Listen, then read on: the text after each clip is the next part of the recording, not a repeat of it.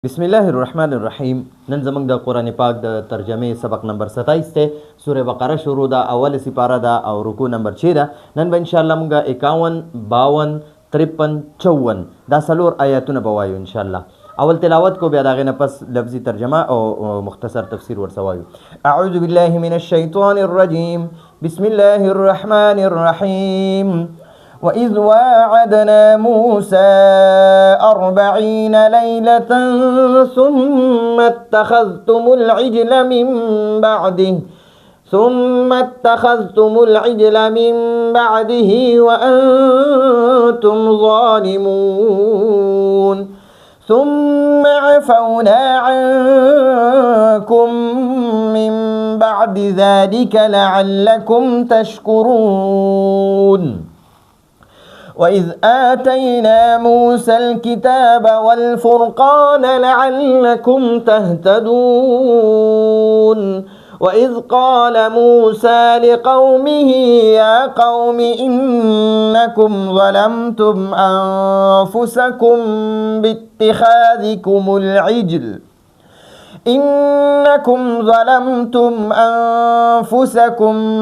باتخاذكم العجل فتوبوا إلى بارئكم فاقتلوا أنفسكم ذلكم خير لكم عند بارئكم فتاب عليكم إنه هو التواب الرحيم. صدق الله العظيم. وإذ وعدنا موسى 40 ليلة ثم اتخذتم العجل. دا الله سبحانه وتعالى په دغه بني اسرائیل باندې خپل انعامات او چې کوم احسانات به الله پاک کړي هغه ورته ور یادای. نو اول احسان پیدا کړو چې الله پاک ورته فرمایل یا بني اسرائیل اذكروا نعمتي التي انعمت عليكم واني فضلتكم على العالمين. په ټول عالم باندې می ستاسو په زمانہ کې یعنی د يهودو په زمانہ کې د اسرائیل په زمانہ کې با الله پاک ورته فرمایل د موسی عليه السلام په زمانہ کې ما تاسو له په ټول عالم باندې فضیلت درکړو. په هغه زمانہ کې تاسو د ټولو نه افضل وای. په دې زمانہ کې امت محمدیه صلی الله علیه وسلم د ټولو نه افضل دی. خو په هغه يهودو په زمانہ کې د موسی عليه السلام په زمانہ کې چې کوم بني اسرائیل نو هغه په زمانہ کې هغه د ټول خلکو نه افضلو یعنی د تورات منون کیو او د الله عبادت په کولو نو هغه وخت کې افضلو فضیلت ول الله پاک ور کړو. بیا دویم نعمت ور الله پاک سور کو. اول نعمت خدا چې په ټول عالم ور الله سبحانه وتعالى فضیلت ور کړو. دویم نعمت ول الله پاک دا ور کو واذ نجیناکم من آل فرعون یسومونکم سوء العذاب یذبحون ابناکم ویستحیون نساءکم. ٹھیک شو الله پاک ورته فرمایل چې ما تاسو له نجات درکو بچ میکړی د فرعون د ظلمونو نه چې هغه بس تاسو زامن به رحمی سره یذبحون ابناکم تاسو زامن به په به رحمی سره او به دردی سره وجل او تاسو کوم لوریان شي هغه به پر خودي خپل غلامان او وینځ به ته جوړولي. او دا دویم انعام الله پاک ورته فرمایي ما دا غي تاسو له نجات درکو و نجیناکم ما تاسو له نجات درکو د فرعون او داغه د لخرونه. او دریم انعام ورته الله پاک فرمایي واذ فرقنا بكم البحر ما تاسو لپاره دریای قلزم چې هغه مې الله پمینس باندې دوکو لارې مې درله پکې جوړې کړې 12 قبیلې وای تاسو او 12 لارې مې درله پکې جوړې کړې. نو دا دریم انعام شو. اوس په څلورم انعام الله پاک فرمایي وإذ وعدنا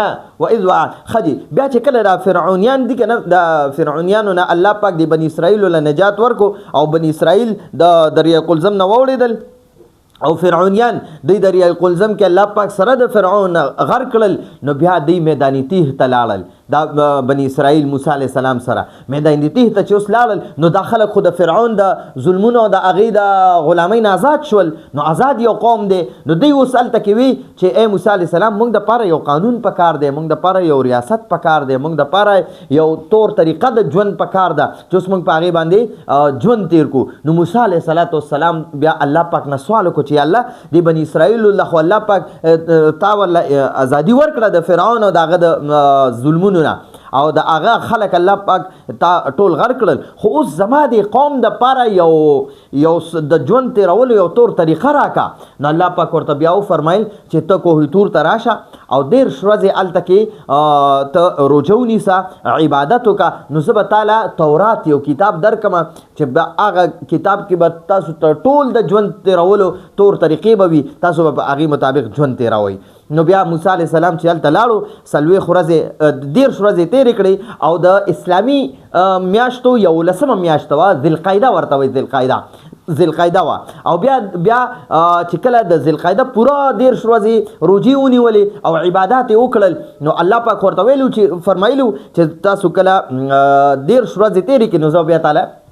دغه در کومه دا تورات کتاب در کوم نو موسی علیه السلام چې کله 13 ورځې پوره کېدو والا وي نو موسی علیه السلام بیا مفسرینو لیکلي مسواک یې وکړو مسواک نو هغه د روژې د وجې چې د انسان د خولې نه کوم بوی ځي که نه نو دا الله پاک ته ډېر محبوب وي نو هغه مسواک سره د موسی علیه السلام د خولې نه هغه بوی لاړو نو الله پاک هغه اتې ختم شو نو بیا ورته الله پاک وفرمیل چې تا ولې داسې وکړه تا خو ما درته نه ویلي او تا د خولې نه د روژې هغه کم بوی چې د معدې نه راخیږي نو هغه ما ته د مشکو نه زیات محبوب دی حدیث کې راځي خلوف فم الصائم اطیب عند الله من ریح المسک د روژهدار د خولې د بدبوی چې کومه ده که نه دا الله پاک د مشکو د خوشبوی نه زیاته محبوبه ده نو موسی علیه السلام ته الله پاک وفرمایل تا ولې داسې مسواک وکړو چې د خولې نه د هغه بدبوی ختمه شوله نو الله پاک ورته فرمایل چې اوس پته 10 ورځې نورې روژې نیسي نو په دې سورې اعراف کې را روان دي په 8مه سپاره کې هلته الله پاک بیا فرمایي واتممناها ب10 فتم میقات ربه 40 لیله نو هغه د 13 میاشتو تا سره چې کومه واده ده اوس په 10 ورځې ورسره نورې کې نو 40 ورځې بشي نو الله پاک اوس دلته کې فرمایي وإذ او هر کله چې وعدنا مونږ واده واغسته مونږ واده واغسته دا وعدنا چې دا د فعل ماضي جمع متکلم صيغه ده وعدت د فعل ماضي واحد متکلم صيغه ده وعدت معنی ده ما واده واغسته او وعدنا معنی ده د نون الف نا معنی ده یعنی وعدنا مونږ واده واغسته الله پاک فرمای وإذ او هر کله چې وعدنا مونږ واده واغسته موسی علیه السلام نه 40 سلويختو ته وایي 40 ته وایي ښه دلته ورته زه لیکم 40 او لیلتن چې دا واحد دی خو دلته کې به مونږ د دې د جمع معنی کوو ځکه دی خو ورته 40 راغلی دی نو 40 لیلتن د 40 شپو د وعدنا او هر کله چې مونږ واده واغسته موسی علیه السلام نه 40 لیلتن د 40 شپو نو موسی علیه السلام کوه تور ته لاړو او 40 ورځې هلته کې تېرولې او دې قوم ته خپل ورور موسی علیه د هارون علیه السلام پرېښودو هارون علیه السلام د موسی علیه السلام مشری ورور او الله پاک نه سوال کړو چې الله دا ما سره په پیغمبرۍ کې یا زما ملګری کا چې دا زما سره د خلکو ته دعوت ورکوي زما دا ژبه د فرعون چې کله د موسی علیه السلام ورکوټ نو د فرعون په کور کې نو فرعون په کور کې چې کله موسی علیه السلام نو فرعون وی چې یاره دا هغه ماشوم دی چې هغه زما بچی ختموي نو بیا ورته بیبي اسیه رضی الله عنها چې دا د فرعون بیبي وه بیا مسلمانه شوې وه موسی علیه السلام باندې ایمان راوړی او د هغه منونکې وه نو موسی علیه السلام مې ورته یاد کړو چې یاره دا خو ورکوټی ماشوم دی دا خو لالونه او سکروټې نه پیژني سره زر او سکروټې نه پیژني دا په دې کې فرق نشي کولی نو په یو لوښي کې ورله سره زر او سکروټې راواغېستې نو موسی علیه السلام چې هغه سرو زرو ته لاس کولو ماشوم هغه وخت کې په غېږ کې نو جبرئیل علیه السلام راغی او هغه سکروټو ته ورله لاس یوړو هغه موسی علیه السلام فورا خوله کې واچول نو دا ژبه ورله سوځولې وه نو موسی علیه السلام به کتابونو لیکلي مفسرینو لیکلي چې دا به لږه ژبه به یې تته وه هغه د هغه ورکوټوالي کې د سوځېدو د وجې نه نو بیا یې چې کله غټ شو الله پیغمبري ورکړه نو بیا ورته الله پاک نه سوال وکړو چې الله زه دومره زما په خبر دومره نه پوهېږي موسی زما دا ورور ما سره ملګری کا نو زما دا کم رسالت چې دی د دې تبلیغ به د خلکو ته کوي د بني اسرائیلو ته کوي نو موسی علیه السلام کوه تور ته لاړو 40 شپو دپاره او دلته یې رور پرېښودو هارون علیه السلام چې ته د بنی اسرائیل خیال ساته د دې د عبادت او د هر یو څیز خیال ساته چې دوی چرته شرک شروع نه کړي ځکه د دوی په فرعون په ځای کې وو د فرعون غلامۍ کې وو نو فرعونیانو به هلته کې د غواګانو او د غویانو او د پیشوګانو عبادتونه کول او یا به ځان له بوتونه جوړ کړي نو د هغې عبادتونه به کول نو دلته کې اوس دا بنی اسرائیل چې رالل نو دوی خو ټول عمر هغې سره تېر کړی نو د هغې هغه اثرات پکې وو د هغې سره د شرکیت هغه اثرات پکې وو نو دلته اوس موسی علیه السلام ته بیا وی چې موږ له اوس داسې قانون راوړه یا موږ ته د الله پاک څه عبادت راوړه چې موږ د الله عبادت کوو نو موسی علیه السلام کوهی تور ته 40 شپو له لاړو او دلته کې سامري په دې بني اسرائیلو کې یو کس و هغه ولد الزنا و هغه د زناکاره یوه ښځه وه د هغې نه دا حرامي پیدا شوی و دا سامري او دا زرګر او د خپل نوم موسی و د نوم موسی و او دا د مور بیا د بدنامۍ د وجې نه بیا یو غر ته لاړه او هلته په یو غار کې به اوسېده چې یاره دا بچی مې پیدا شي نو قوم نه خو به ځان بچ کړمه نو بیا هغې هلته کې ماشوم پیدا شو هغه پرېښودو او بیا جبریل علیه السلام به بیا د ده تربیت کولو نو هغه شاعر وی فموسى الذي رباه فرعون مرسلو هغه موسی علیه السلام هغه موسی چې د فرعون تربیت کړو د فرعون په کور کې لوی شوی نو هغه پیغمبر و هغه موسی چې د فرعون پرورش کې لوی شوی هغه پیغمبرو رسول او هغه فموسی الذي رباه جبريل کافرو فموسی الذي رباه جبريل کافرو او هغه موسی چې جبريل علیه السلام د هغه پرورش کړو نو هغه موسی هغه کافرو هغه دا سامري یادوي نو د سامري خپل نوم چې دی که نه دا سامري چې دی که نه سامري د خپل نوم سامري د دې سامري خپل نوم چې دی که نه خپل ذاتي نوم هغه موسی دا د سامري خپل نوم ٹھیک شو یو موسی علیه السلام چې هغه د الله پاک پیغمبر دویم دا سامري چې د موسی نو دا موسی چې دا ولد الزنا دا حرامي او موسی علیه السلام چې هغه د الله پاک رسول نو دې سامري چې کنه دا زرګر د به د سرو زرو سپینو زرو نه څیزونه جوړول نو دې سامري بیا داسې وکړه چې بني اسرائیلو سره کم سره زرو سپین زرو نو هغه یې راغونډ کړه د هغې نه یو سخی جوړ کو هغه یې ویلې کړه او د هغې نه یې سخی غونته کې جوړ کو او دا سامري چې دی دا چې کله په غار کې موسی د جبریل علیه السلام به راتلو د پرورش به کولو نو د یو ورځ چې لږ هوښیار شو نو د یو ورځ د جبریل علیه السلام به چې چېرته کې خپه کې خوده که نه نو هغه ځای به زرغونېدو نو دی یو ځل داسې کار وکړو چې جبریل علیه السلام چېرته خپه کېښوده او خپه یې څنګه اوچته کړه د فورا د هغه ځای نه خاوره اوچته کړې وه هغه یې ځان سره ایښې وه نو هغه خاورې کې دا خصوصیتو چې هغه به زرغونېدله نو د داسې کار کړو چې هغه سخی جوړ کو د سامري نو بیا پکې هغه خاوره وله په خوله کې واچوله نو هغې نه به یو قسم د سخي غونته کې اواز راتلو نو دې سامري بیا د بني اسرائیلو ته ووي چې موسی علیه السلام دوکه شوی دی هغه دغه ته تللی دی کوهي تور ته او هغه په غلطۍ کې هلته تللی دی زمونږ خدای خو دا سخی دی نعوذ بالله نو بیا د بني اسرائیلو کې اکثریت خلکو د سخي عبادت شروع کو او موسی هارون علیه السلام بیا منې کول چې مه کوئ ظالمانو دا تاسو الله پاک سره شرک کوئ خو هغې نه منله نو بعضو پکې ونه کوئ عبادت د سخي او زیات خلکو پکې د سخي عبادت کولو د دې سامري خبرې ومنله نو بیا چې کله 4 ورځې پس موسی علیه السلام راغی نو بیا د قوم حالت ته ولیده او هغې ته وی شابه اوس توبه وباسئ نو د هغې توبه بیا دا وه شرک یې کړی ارتداد یې کړی مرتد شوي د هغې بیا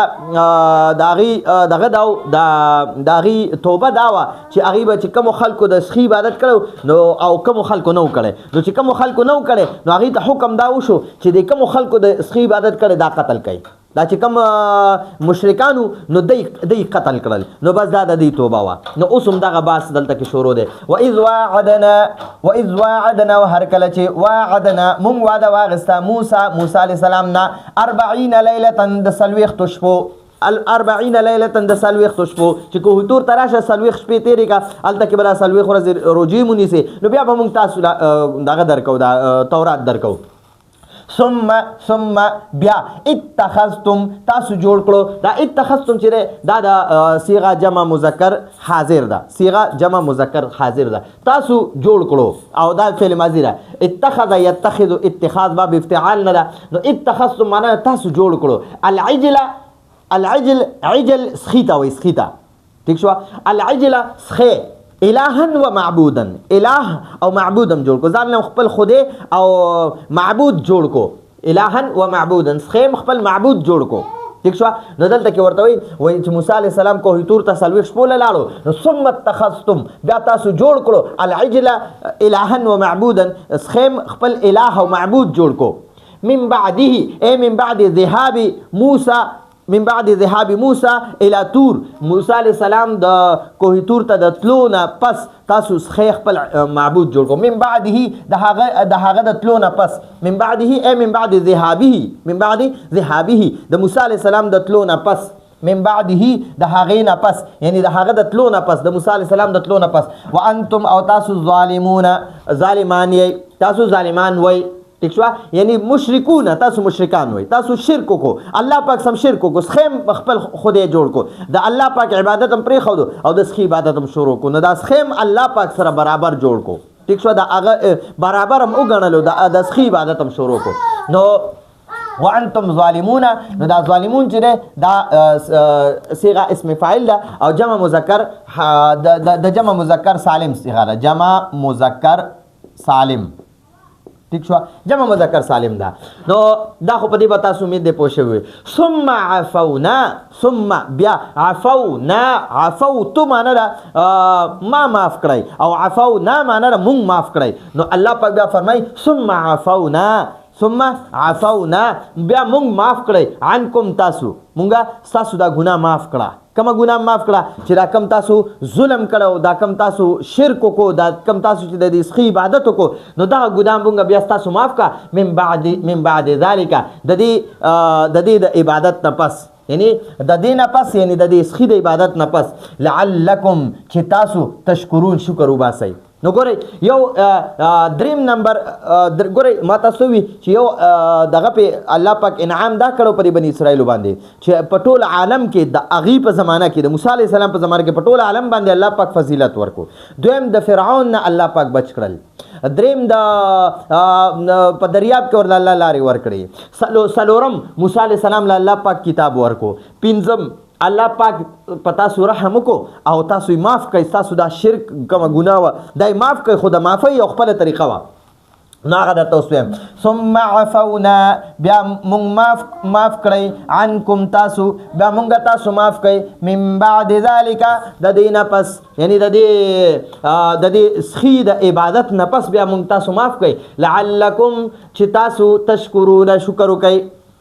وَإِذْ آتَيْنَا او هر کله چې اذکر بدل ته محذوف رو باسي اذکر تاسو یاد کړئ هر کله چې وَإِذْ اذکر وذکر او تاسو یاد کړئ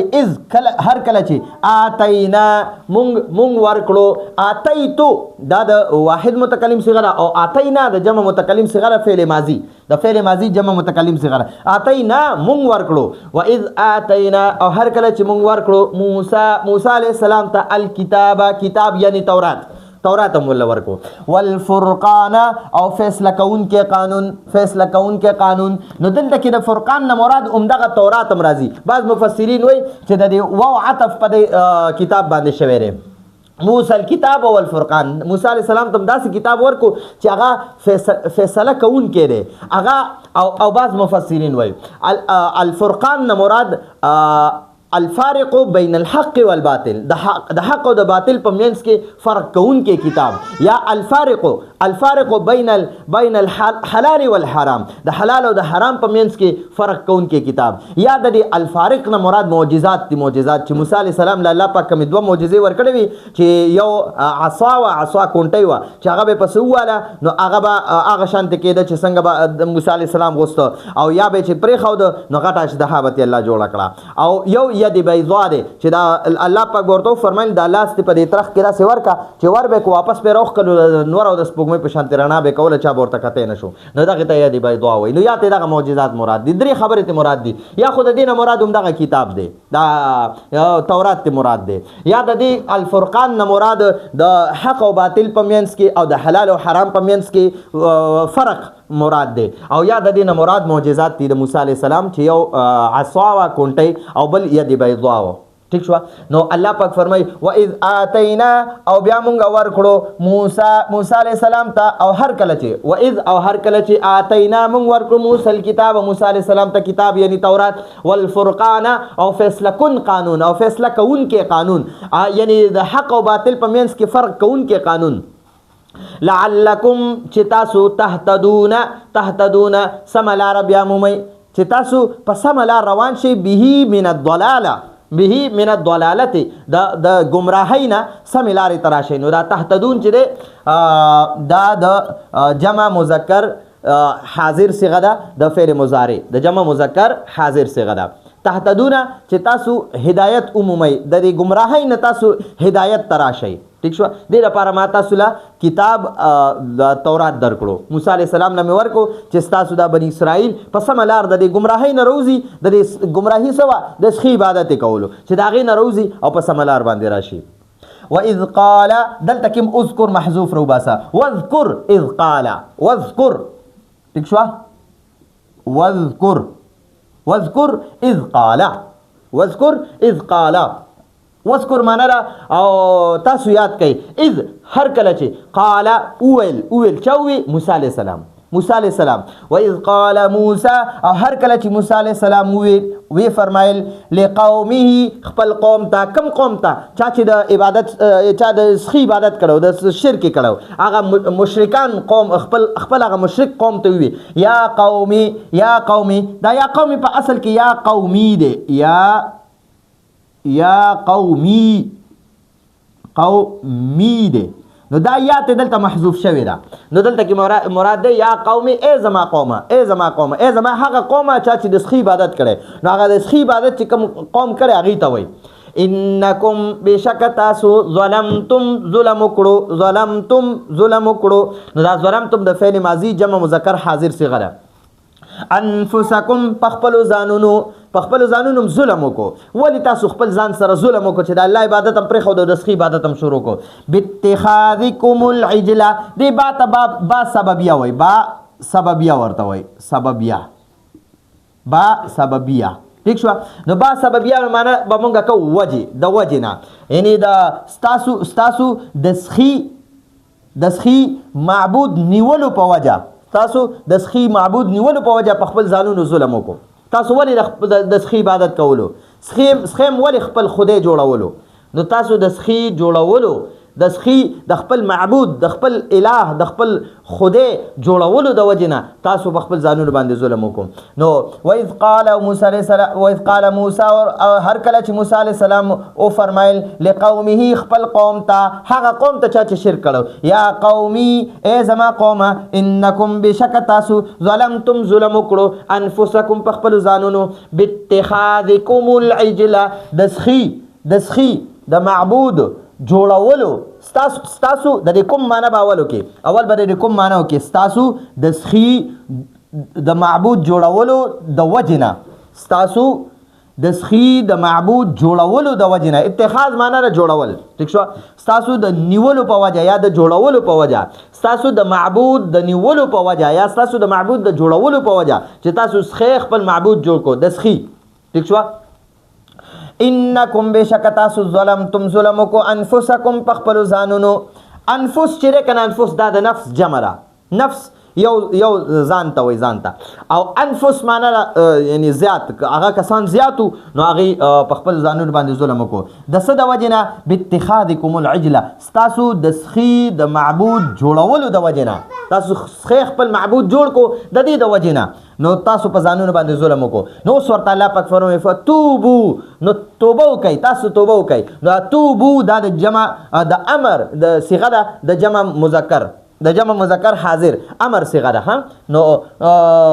توب چې یو سړی ته ته توبه وباسه هغه ته توب ته توبه وباسه او دوه ته توبه تاسو دوه توبه وباسئ او توبو معنی تاسو ټول توبه وباسئ نو تاسو ټول توبه وباسئ فتوبو نو تاسو ټول توبه وکئ فتوبو نو تاسو ټول توبه وکئ الى بارئکم یعنی الى خالقکم باری معنی را خالق باری چاته وای باری نو باری تعالی چې کنه موږ وایو یاره باری تعالی نو باری معنی را تراشل نو دا انسان هم د مور په خېټه کې الله پاک تراشي قسمه قسم سترګې ورله بیلې جوړوي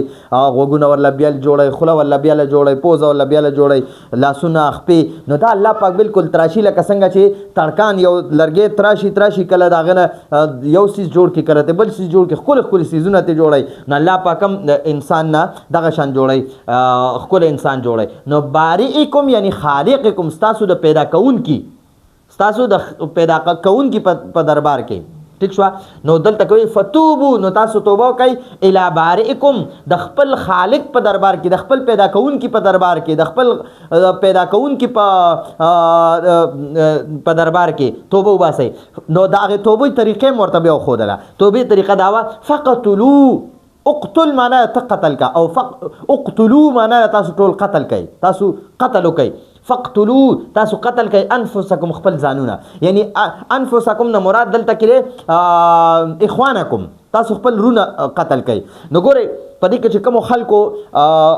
د سخی عبادت کړو نو ډیرو خلکو پکې د سخی عبادت کړو او ډیرو پکې نه کړي نو چې کوم پکې د سخی عبادت نه کړي کنه نو دوی ته وی و چې دا کوم خلکو د سخی عبادت کړي د دې د توبې د قبلېدو طریقه دا چې تاسو به دا چې کوم مشرکان دي د سخی عبادت کړي دا به قتلوي نو پدې کې دا کوم خلکو چې عبادت نه کړي کنه د سخی نو پدې کې د دې سخی عبادت کوونکو کې داسې خلک مو چې د دې سپکې د دې پلارانو سپکې د دې زامنو سپکې د دې رونو سپکې د دې ترونو سپکې د دې ماماګانو خپل خپلوانو یو بل کې نو الله پاک ورته فرمایي فقتلوا انفسکم یعنی خپل ځانونه قتل کړي دا ځانونه نه مراد فقتلوا اخوانکم خپل دارونه قتل کړي دا کوم د سخی عبادتونه چې کړو دوی قتل کړي ٹھیک شو ذالکم دا قتل کول خیرون ډیر بهتره دی لکم ستاسو لپاره عند بارئکم عند خالقکم ستاسو د پیدا کوونکي په نسبت باندې ستاسو د پیدا کوونکي په نسبت باندې دا چې کم خلق دي دا مشرکان د دې قتلول ډیر بهتره دي نو بیا په دې کې د قتل شروع کو نو د سار نواخله تر ماخامه پورې او یا زره بنی اسرائیل دا قتل شو چې د سخی عبادت کړو دای پکې مړ شو بیا الله پاک د موسی علی السلام له خضر علی ماشومان رااله چې ګوره زمونږ رونم پکې قتلېږي زمونږ بچیم پکې قتلېږي زمونږ پلاران پکې قتلېږي زمونږ خاوندان پکې قتلېږي ته الله پاک تو وایي چې همداسې زمونږ د نورو کسانو د قتلولو نه بغیر توبه قبول کړي نو بیا الله پاک د هغې د او یا زره کسان هغه پکې قتل شو او دا نور قتل پکې بغیر د قتل نه الله پاک معاف کړل نو چې کم قتل شو کنه نو د دې ګناه الله معاف کړه او الله پاک د عملنامه کې داغي د شهادت درجه مولي کړه او چې کم نور پاتیو د سخی عبادت کوونکی پاتیو کړه داغي الله هم د توبه قبول کړه او د قتل نم بچول او الله پاک دا چې کم قتل کوونکی خلکو کنه چې چا قتلول نو دام دغه بنی اسرائیل کسانو نو پدې کې بیا د دې په زړونو کې لګون تکي نرمواله راغو جړای کول او فریاد کول نو الله پاک پدې باندې یو پورس کې د لګ تور او ریاض راوستنو بیا د خپلوان پکې نه پیژندل لکه اوس چې ما ته حکم وشي چې تخپل پلار قتل کوا نو څومره ګرانه خبره ده یا خپل زوی قتل ودن دا څومره ګرانه خبره ده یا خپل رور قتل ودا څومره ګرانه خبره ده نو الله پاک په تور او ریاض پورس کې راولېګلا نو بیا به یو بل بینه پیژندل بس هغه چې کم کسانو ته حکم شو چې تاسو دا قتل کړئ دا مشرکان قتل کړئ نو بس بیا هغه لګیو قتلولي خپلوان پکې نه پیژندل نو ماخامه پوري او یا زره کسان قتل شو نو الله دا قتل د وجه نه دا غي توبه من الله قبول کړه او چې کم نور مشرکان پاتیو هغه الله پاک بغیر د قتل نه الله پاک ورته حکم وکړ موسی عليه السلام ته چې باس نور قتلول بند کړي ځکه دا زنانه او سرونه ښکارا کړل سرتور کړه الله پاک ته زاریو مینتونه شروع کړه ماشومان هم جړه شروع کړه نو بس الله پاک به رحم وکړو نو اسه کسان بغیر د اسه مشرکان الله پاک بغیر دغه د قتل نه الله پاک معاف کړل او موسی علیہ السلام ته الله پاک حکم وکړو چې اوس دا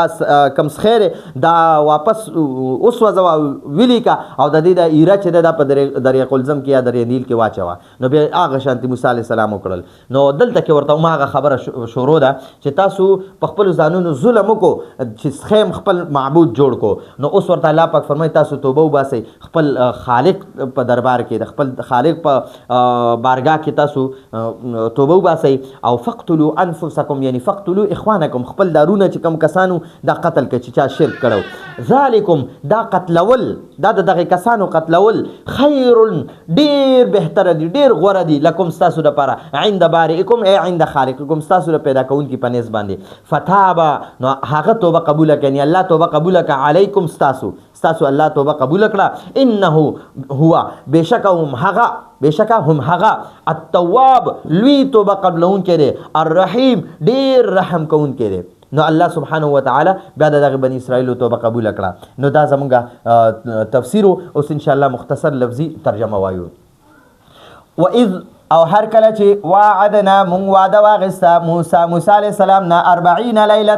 د څلوېښتو شپو چې کوه تور ته لاړ شه 40 شپې تېرې کا او هلته کې ورسره روژه به نیسي 40 ورځې. نو بیا به مونږ تعالی کتاب درکو تورات به درکو. ثم بیا اتخذتم تاسو جوړ کړو د بني اسرائیلو ته بیا تاسو جوړ کړو العجل سخې خپل معبود الها و معبودا خپل معبودم جوړ کړو خپل خدایم جوړ کړو سخینم خدای جوړ کړو چې کوم د الله سامری جوړ کړو سواغه سامری یو چې کم تاسو لپاره سامری جوړ کړو. من